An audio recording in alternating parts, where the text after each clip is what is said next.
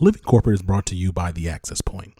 The reality is, this is the largest influx of black and brown talent corporate America has ever had. And as a result, a variety of talent entering the workforce are first generation professionals. The other reality? Most of these folks aren't learning what it means to navigate a majority white workplace in their college classes. Enter The Access Point, a live weekly web show within the Living Corporate Network that gives black and brown college students the real talk they need and likely haven't heard elsewhere. Every week, our hosts and special guests are dropping gems, so don't miss out. Check out The Access Point, airing every Tuesday at 7 p.m. Central Standard on livingcorporate.tv.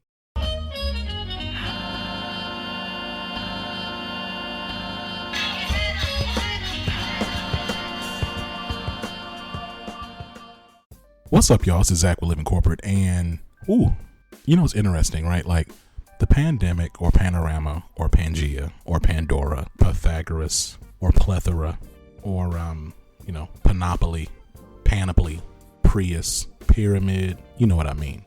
It's had its bevy of challenges, of course. I will say there's been some silver linings for me. One is I get to be a house husband and spend a lot of time with Emery and my wife, right? As a consultant, before I was traveling, getting up at 4 o'clock in the morning to fly to Kalamazoo to sit in a very, very gray room and do something I could have done at home. And I'm thankful that this time has allowed me space to be home and spend time with my family. So that's one silver lining. Another silver lining is directly related to this show. And it has to do with the fact that because I'm able to be at home, and I never was a person that really traveled with my mic like that. Like I would just record content in bulk. And our content historically has never really been like too topical or even like, maybe loosely related to current events, but not really, because we were just focused on like themes and ideas. And we're still, of course, like largely focused on that. But again, a consequence of being at home, spend time with my family, hanging out with Emery, hanging out with Candace is I also get to like check out current events and speak to them. And so that's what's going on. Like, I want to talk a little bit about this incredible, and I mean, honestly, from like a production perspective, just like if I was a producer, I am a producer, but if I was a producer for CBS, I would just be like, just on the edge of, I'd be so pleased with myself. That Meghan Markle, Oprah, Harry interview, that thing was heat, y'all. It was heat. I have never been so enthralled. Like for real. And I say this as a cishet black dude who stereotypically, I don't really keep up with the royals. I don't even know. I'll be honest, I need like a chart. Like I don't know who these people are. But I found the content so compelling and triggering for a variety of reasons. And so, what I want to do is I want to talk a little bit about some of the things that I noticed in not only the interview, but also like the response to the interview and the way that folks engaged and talked about Meghan, talked about the royal family, so on and so forth. So I got a couple little points here. All right, so I'm gonna get started. And it all ties into the guests that we have, so just rock with me. All right. So the first thing is that a fetishization of British royalty is a fetishization of white supremacy. So do y'all remember when Meghan Markle was getting married and everybody was like, we have our princess, oh man, we got somebody that's us, she's in there talking about she gonna have a hot comb because she represents us, and like folks were really excited. And I just, part of it is male privilege. Like I didn't see it that way. I wasn't really enthralled.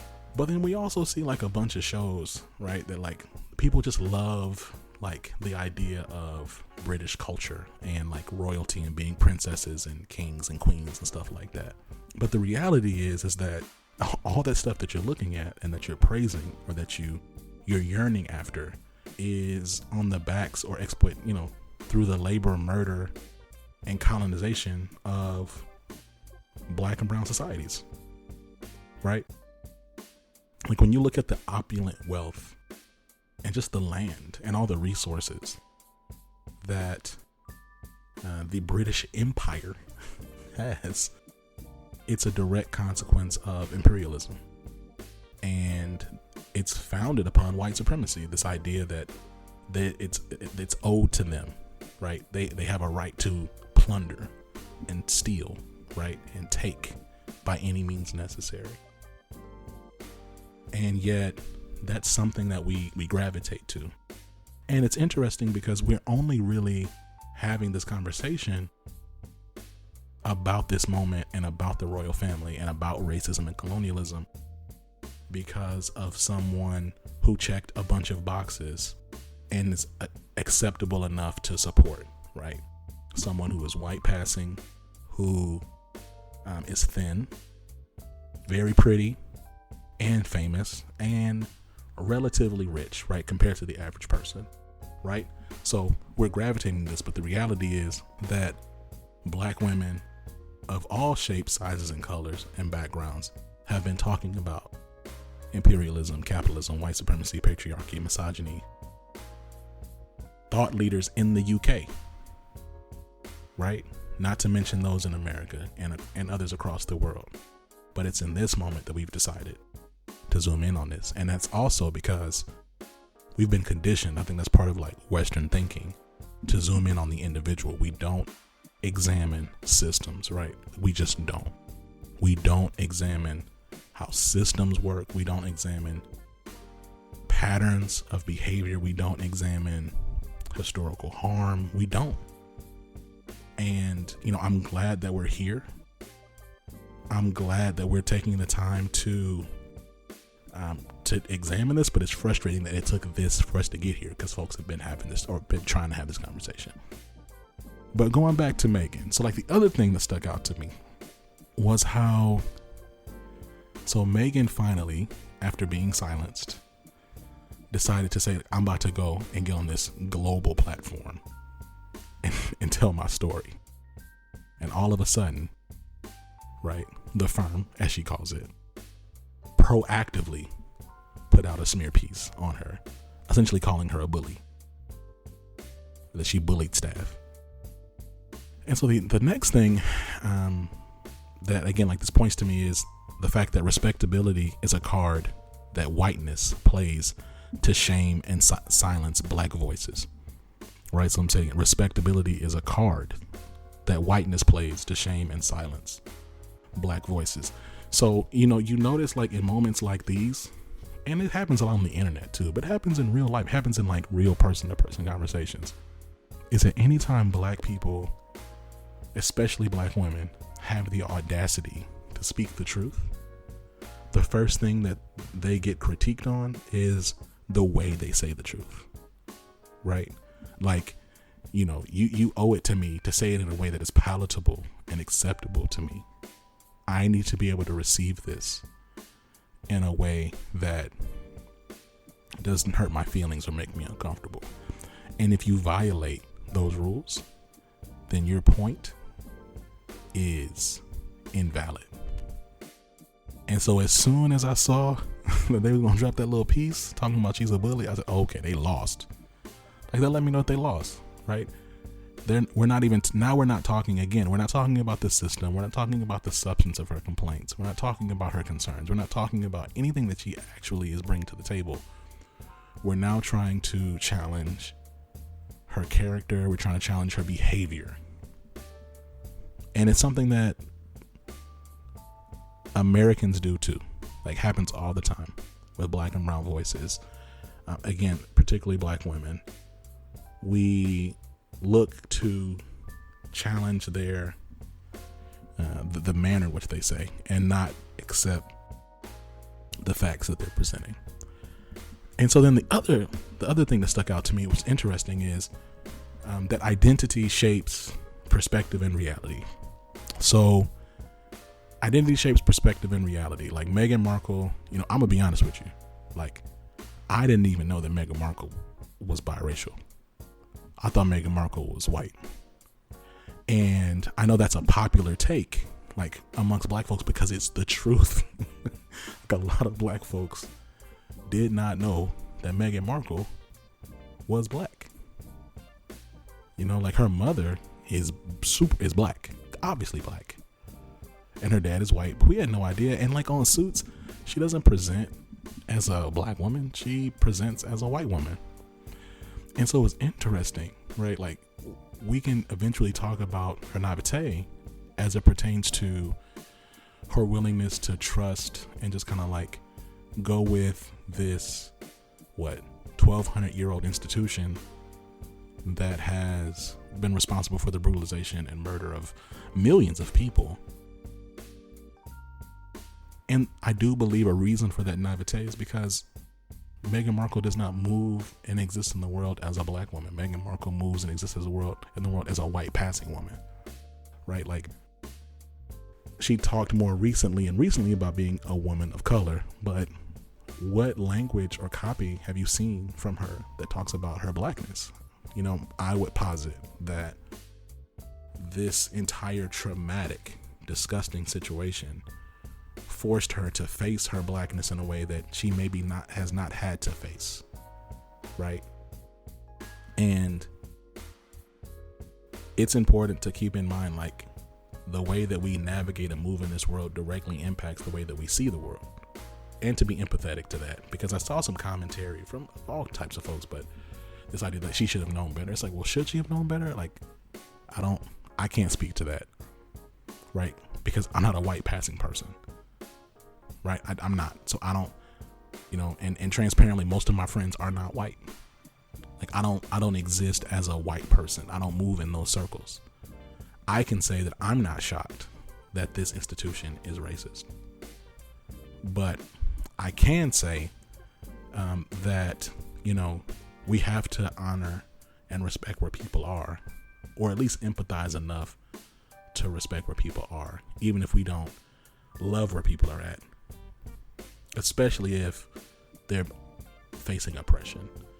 And so it's just interesting, though, like, because Meghan Markle is not, again, she's not a dark-skinned black woman.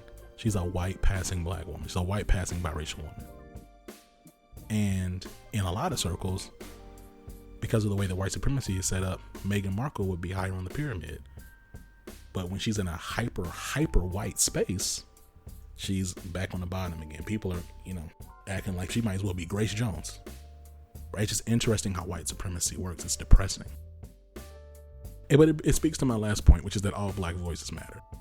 All black voices matter. So, I was excited and I'm thankful that Meghan Markle is stepping more, it seems, into her blackness, and that she's getting the support that she needs. That's beautiful. That's incredible. And it's important that we honor and we listen to black women, right? That we listen to women, period, but we certainly listen to black women. And if you know anything about living corporate, we center and we prioritize black women here. And so shout out to Meghan Markle. And then also, though, shout out to the dozens, hundreds, thousands of black women in the UK who have been putting in that work. You know what I'm saying? I'm not going to say the person's name, the show that I was watching, but I will say that I saw Dr. Shola Mos-Shogbamimu. Who? Oh my gosh. Oh boy. She read the mess out of this dude. I'm not gonna say his name. Y'all just look it up. Just type it in. She caught a body. And it's important, though, that we honor those voices. But see, we're not gonna honor those voices like we honor Meghan Markle, because Dr. Shola Mos-Shogbamimu, she's not in the same proximity to whiteness that Meghan Markle is. She doesn't have the shape that we fetishize or that we believe that women should have. She's not the same age as Meghan Markle, right? Like, she doesn't have the same demeanor. She's not as quiet as Meghan Markle, right? Her hair isn't the same as, literally, because she is a darker skinned black woman, we're not going to honor her and venerate her as we should. But all black voices matter. And it should not be that when a celebrity who has a closer approximation to whiteness, and frankly is the safest black woman in this moment to support and defend, goes through something traumatic, that we pause and we listen. Because if you think that Meghan Markle is going through challenges and having pains and issues, imagine what black women who aren't rich, who aren't famous, who aren't white passing, who aren't thin, are going through every single day. Some of y'all are aspirational allies. Ask yourself what your black female colleagues are going through today. There are some people questioning for no reason. Like, they have no facts, they have no evidence. They're just, I don't really believe her. You don't believe her, you definitely don't believe your black colleagues. For sure. Listen to black women, honor black women, respect black women. Now look, I say all this to say I'm really excited about today's guest. I've been wanting to talk to this person for a while, and I've been following their platform for, again, just a while. Michael Berhane, he's an author of People of Color in Tech. He's a co-founder of this incredible platform. They have dope conversations with just incredible leaders. You know, I find his work incredible. He was actually one of the inspirations for Living Corporate, right?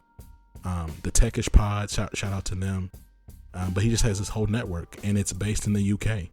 And so this was we recorded this last year, and we were talking about blackness across the pond and what people kind of can get wrong, and just what, the assumptions people make about blackness internationally, and what does it really mean to be black in the UK.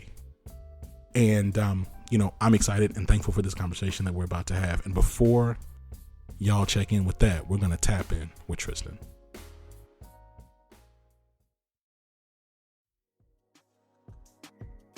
What's going on, Living Corporate? It's Tristan, and I want to thank you for tapping back in with me as I provide some tips and advice for professionals.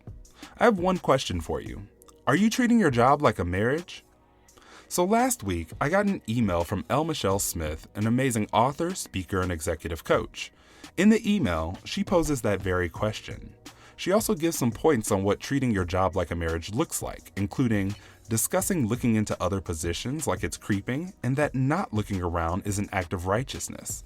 You only share company-related posts on LinkedIn as if sharing other content is unfaithful. You won't entertain recruiters in interview like it's an extramarital affair. You treat your current position as if you have pledged until death does you part. Does any of that sound familiar? Often, we build unhealthy one-sided relationships with our jobs that only benefits our employer. This mindset allows your employer to reap all the benefits of your loyalty with little to no requirement of reciprocating it. We have to remember that our relationship with our employer is purely transactional. You provide services for which they provide pay and benefits. That type of relationship shouldn't bar you from looking at positions with other companies or feeling like you're cheating on your employer if you go on interviews. When we begin to value the company's brand over our own, we tend to lose sight of the value we bring to the company. This leads to our hard work often going unrecognized and unrewarded, except for those industry standard 2% raises. You owe it to yourself, your career, and your pay range to make external connections and court external opportunities to understand what your value is on the market. By doing this, even if you don't take the external positions, you develop a pipeline of potential opportunities in case you ever need to jump ship. You also will have a better understanding of what type of positions you qualify for and how much you really deserve to be paid. At the end of the day, companies will always do what's in their best interest, and we should follow suit. People have left actual marriages for less.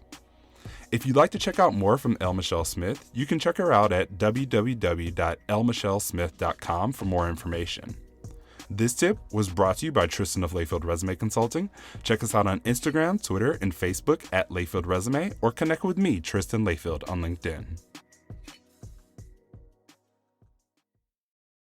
Living Corporate is brought to you by The Break Room. Have you ever felt burnt out, depressed, or otherwise exhausted by being one of the onlys at work? You know what I'm talking about. Hosted by Black psychologists, psychiatrists, and PhDs, The Break Room is a live weekly web show in the Living Corporate network that discusses mental health, wellness, and healing for Black folks at work. Name another weekly show explicitly focused on mental health, wellness, and healing for Black folks at work. I'll wait. This is why you got to check out The Break Room, airing every Thursday at 7 p.m. Central Standard Time on livingcorporate.tv. Michael, welcome to the show, man. How you doing? Yeah, I'm good. Thanks for having me. No doubt. So, like, look, let's talk a little bit about your platform, People of Color. Like, how did it get started, um, Mm. and what kind of even inspired the name? Yeah, so we've been around for about 5 years, and it started off just as a blog. I started it with a homie of mine who's based out in New York, called Ruth, and it just snowballed from there. Really, we started off doing like a weekly interview, talking to like black and brown people in tech. At the time, the media landscape wasn't what it was now. There wasn't that much. The diversity in tech conversation was ongoing, but in terms of media, it wasn't as a focus. So we just found a pocket and wrote it, and basically people really liked the stories that we were telling, and people were really engaged. And from there we started a newsletter, and then from there we started a recruitment platform, and then from there we started a podcast. So kind of like went on from that kind of initial idea of just kind of telling the stories of people of color in tech. Yeah, I was saying before we recorded off mic, I was sharing that when Living Corporate started about 2.5 years ago now, we were looking at different spaces that were even like adjacent to what we wanted to do, which is center and amplify black and brown people at work, and people in color in tech was like at the top of that list in terms of those platforms. So yeah, definitely shout out to y'all. I love what y'all doing. I know we also talked about again the fact that you're based in London. Yeah. Man, like talk to me a little bit about like the black experience across the pond. Yeah, it's a good question, really. It's hard to summarize. I mean, the thing about the black experience in London, where it might contrast with the black experience in the States, is that most of us came to the UK, or our parents came to the UK from various different African countries or Caribbean countries. So you had the initial migration of people from the Caribbean, which was a British colony back in the 60s, 40s actually, sorry, after the Second World War to help rebuild the country. Then you had a lot more like African migrants that came in the 80s, Nigerians, Ghanaians, Somalis, and I'm Eritrean. And we kind of built like a hodgepodge culture in the last kind of 30, 40, 50 years. Maybe similar to what you might have in Toronto, where there's a heavy, Caribbean and Jamaican influence, but there's also kind of an African influence as well. So Right.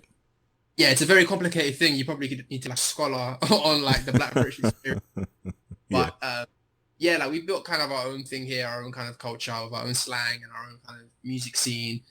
But definitely like we do look up to the US in that sense where,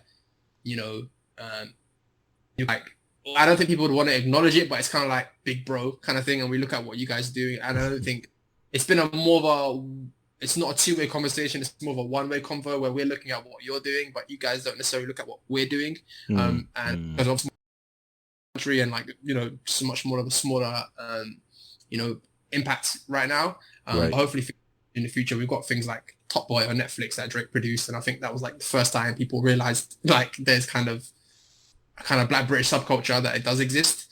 Yeah, I would definitely recommend like reach out to like scholars in this kind of sphere of knowledge, because it's a very complicated topic. Yeah, it's interesting, right? And I think it's a really good idea. I think we will. It's interesting as I ask because you constantly see social media is toxic in a lot of different ways, and also it can it brings people together. It can also kind of help inform, at least at a high level, can get discussions and dialogue started. And so it's interesting because every now and then you'll see like things pop up and it'll be like essentially like diaspora wars, right? Where people from the States are arguing or trying to compare their struggles with other struggles in other colonized parts of the world. So I just find it very intriguing because, like I said, we don't have a lot of. We've had one other person from across the pond who's been on Living Corporate flagship podcast, and so looking you forward though when it comes to just like tech, right? So like we're in this era right now, during COVID-19, because we're recording this in October of 2020. Like considering like the space that you inhabit, like what are you seeing in the market as it tends to, career opportunities and things for Black and brown people in tech in this season? I guess it depends what you mean by career opportunities. I mean, I've been a founder for about 5-6 years, and like I'm excited by the fact that like it's never been easy to kind of go out there and do your own thing as well. Yeah. Build your own kind of platform really, and you don't necessarily even need to know how to code anymore. Right. I think that was the biggest impediment years ago. Like the amount of people that would be like, yo, I need a technical founder. Like I can't get started. I need somebody to help build me this platform. And, they couldn't get beyond that point because it's hard to find, technical co-founders that are willing to work on your idea, and to hire one is really expensive. But now you've got like a proliferation of like these no-code tools, which are based to kind of build an early version of your product without an outside developer. And then you can start with a newsletter. You can start with an IG page, and then build a community, and then build products on top of that kind of thing. Right. So in terms of career opportunities, I just feel like it's never been. It's still difficult to kind of build a profitable online business essentially, and to do it without venture capital, and to do it without a lot of capital to kind of hire and work with a developer. So those opportunities there, like I'm really excited by it, and I know a few people that are kind of delving into that world. And it's not easy. Like entrepreneurship is hard, full stop. I'm not going to paint it like it's all sunshine and rainbows. It's not. But I think that kind of democratization, I messed up the word, that kind of democratization of tools excites me. And to your point, I think the other, for Living Corporate, like we have a website, we have all this different stuff going on, like a variety of different digital media products. And to your point, we don't have a technical, right? Like I'm the founder, right, and the CEO. And like, started off with a co-founder, because started off with a bunch of folks fell off for various reasons. And like now when I want to build something, like you can also just outsource things like very cheaply, right? Like you can, like there are plenty of, like if you use Fiverr and this is not an ad, but like if you could use, Upwork, whatever, and you can find people who can build whatever it is you're looking for. Because like 9 times out of 10, whatever you're trying to build, it's not like it's never been done before. Yeah. And so most people can you can work with somebody and get it at a pretty affordable price and a good quality if you take the time and you source it effectively. So yeah, I mean, I hear that. I think I'm curious also about like, what does it look like for you to continue to work with brands through your platform, and like helping to be like to post jobs and like to connect people with opportunities? What does that look like? How did that get started? And then what has been like, how can you now during this season? Yeah, I mean, it's not an easy thing per se, because obviously you're building a community and you want to provide value to that community. And at the same time, you want to be able to also monetize what you're doing so you can, have a living. And obviously recruitment is the kind of obvious path forward when you build a community of, Black and brown people in tech, for example. And companies reached out to us kind of early from the beginning, wanted to be featured on our newsletter. We later on built a full platform for it. And it was difficult because obviously you want to find, the right price point. You want to find a way that makes the company sustainable, and you want to find a way that brings value to your community. You don't want to kind of show them rubbish or companies that are not great, or, it's a juggling act essentially. And then obviously during the lockdown, the first thing that gets cut during a recession or any kind of economic downturn is hiring. Like people get scared and they don't want to hire, right? So we were hit quite badly at that point. We had diversified, so we have like our podcast, where we have sponsors for our newsletters. We have other kind of ways of monetizing. We have like a Patreon where people can support us also, so that helped us go through the tough period. And then obviously what happened with the brutal murder of George Floyd really kind of created I don't want to say a moment, because I don't want to act like it's past. It hasn't, but it really awoke something within a lot of people in corporate. Right. We got a lot inbound at that point. Whether we want to analyze that and say, is it genuine? Is it really going to lead to real change? I don't know. But in terms of from us as a company, it did lead to a lot more interest and a lot more companies saying, actually, this is no longer nice to have. This is no longer, diversity is no longer just an afterthought. It's actually, we've got to prioritize this because, our companies need to reflect the society in which we serve. And that's what's happened. So COVID situation, obviously turmoil, and then later on things have kind of gone back to normal and exceeded actually where we were before the lockdown. So it's been a roller coaster. Nobody said this entrepreneurship, stuff is easy. Man, it's interesting too. Definitely I can relate to that, like the interest in the engagement since the murder of George Floyd. Our podcast and website traffic just went way up, right? Yep. And so, I think to your point, like, you said something about a moment. Like, what is your gut feeling about what's happening today? Like, do you think that what we're looking at is a moment, or do you think it's a movement?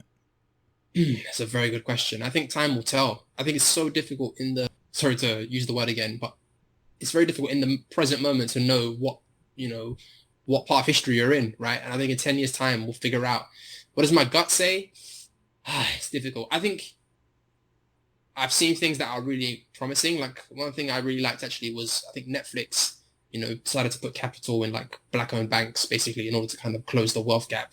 And I think I read a study where if, the top companies in the S&P 500 will put 1% of their capital into kind of black-owned banks, you could, conceivably close the wealth gap, or at least make a massive dent into it. And those types of things are interesting to me.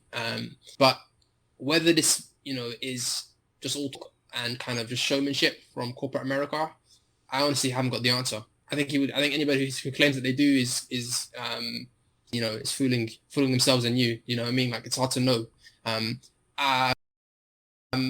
I'm happy though that people that are kind of people like yourself, people like who are running other kind of similar initiatives, people who are running black-owned businesses are now getting support, or getting the love that they deserve. In the UK, I don't think it's made its way across the pond, but we initially got started called Black Pound Day.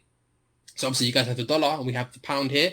So essentially on that day, everybody has to spend on a black-owned business basically, and it got a lot of traction. And it was started by a rapper out here called Swiss. And like, I think every 2 to 3 months now, there's a specific day where it goes and spends at black-owned businesses basically, and then puts up their receipts on Twitter and shows what they bought and whatnot. And that's been supported by, that's been supported by, a lot of people, and not just the black community outside of that as well. Like, that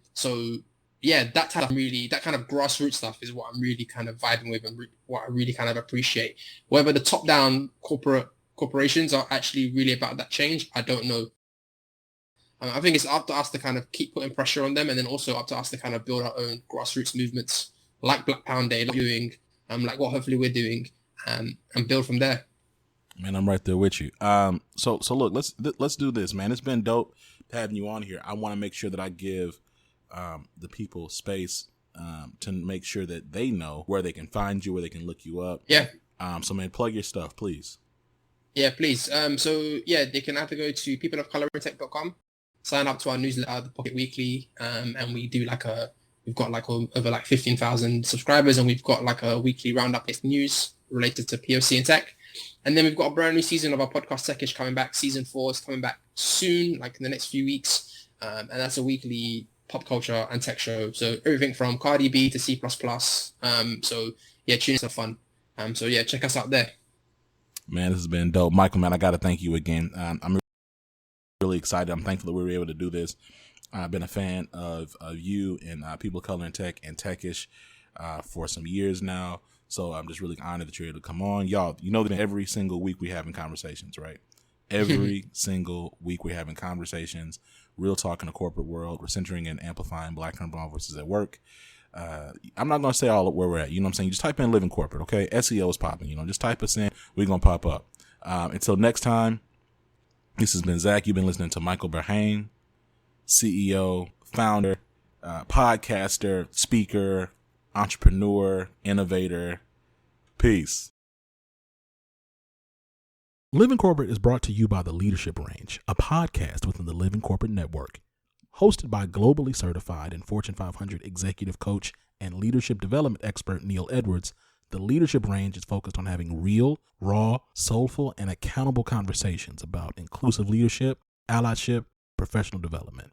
Every week is a new episode with new learning and new actions to take on to grow inclusively. Make sure you check out The Leadership Range everywhere you listen to podcasts.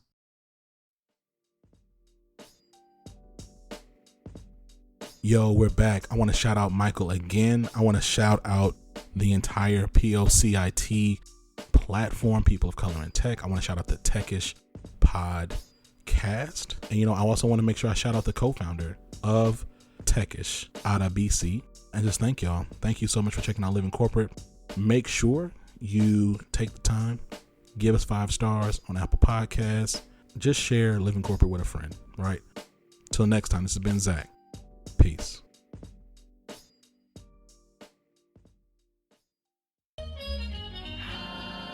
Living Corporate is a podcast by Living Corporate LLC. Our logo was designed by David Dawkins. Our theme music was produced by Ken Brown. Additional music production by Antoine Franklin for Musical Elevation. Post-production is handled by Jeremy Jackson. Got a topic suggestion? Email us at livingcorporatepodcast@gmail.com. You can find us online on Twitter, Facebook, Instagram, and living-corporate.com. Thanks for listening. Stay tuned.